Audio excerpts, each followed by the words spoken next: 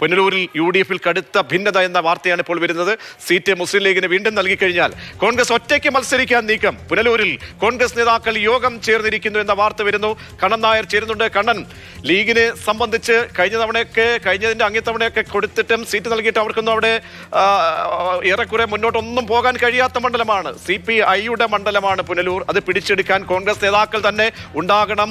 ഒരുപാട് മുതിർന്ന നേതാക്കന്മാർ ഉള്ള ഒരു മണ്ഡലം കൂടിയാണ് കോൺഗ്രസിനെ സംബന്ധിച്ച്. ഒടുവിൽ പ്രതീക്ഷ പങ്കുവച്ചിരുന്നു. ഇന്നലെ ലീഗ് നേതൃത്വം ഈ 2 സീറ്റുകൾ പുനലൂരും ചേലക്കരയും ഒഴിച്ചിട്ടാണ് പ്രഖ്യാപനം നടത്തിയത്. ലീഗുമായിട്ടും ഉള്ള ആശയവിനിമയങ്ങൾ ഇപ്പോൾ ഏത് വിഭാഗമാണ് ഇപ്പോൾ യോഗം ചേരുന്നത് പുനലൂരിൽ? കോൺഗ്രസ് ഒറ്റക്കെട്ടായി യോഗം ചേർന്നു എന്നുള്ളതാണ് ഏറ്റവും വലിയ പ്രത്യേകത. കാര്യം അതിലൊരു ഗ്രൂപ്പ് വ്യത്യാസമില്ല. 96 മുതൽ ഈ സീറ്റ് ഘടകകക്ഷികൾക്ക് നൽകുകയാണ്. അതിന് മുമ്പ് വി സുരേന്ദ്രൻപിള്ളയും അതുപോലെ തന്നെ പരദേവരി ശശി അടക്കമുള്ള ആൾക്കാർ ജയിച്ച മണ്ഡലമാണ്. ആ മണ്ഡലത്തിൽ കോൺഗ്രസിന് വേറിട്ടമുണ്ട്. മാത്രമല്ല തദ്ദേശ സ്വയംഭരണ തെരഞ്ഞെടുപ്പിൽ വലിയ രീതിയിലുള്ള മുന്നേറ്റം ഉണ്ടാക്കാൻ കോൺഗ്രസിന് സാധിച്ചിട്ടുണ്ട്. അതുകൊണ്ട് തന്നെ ലീഗിൽ നിന്ന് ഈ സീറ്റ് തിരിച്ചെടുക്കണം.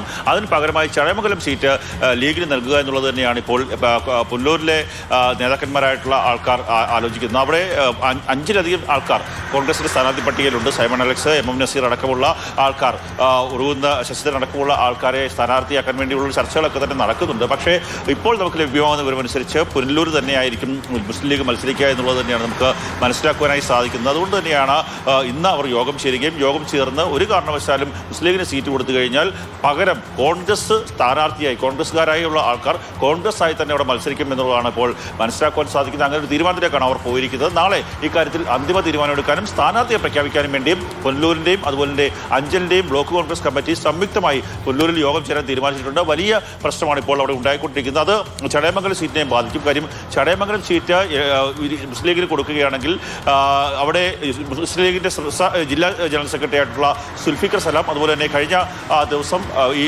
പാർട്ടിയിലേക്ക് വന്ന മുസ്ലിം ലീഗിലേക്ക് വന്ന വ്യക്തിയടക്കം വനിതാ നേതാവ് അടക്കമുള്ള ആൾക്കാരെ സ്ഥാനാർത്ഥിയാക്കാനുള്ള ഒരു നീക്കമൊക്കെ തന്നെ നടക്കുന്നുണ്ട്, ചർച്ചകൾ നടക്കുന്നുണ്ട്.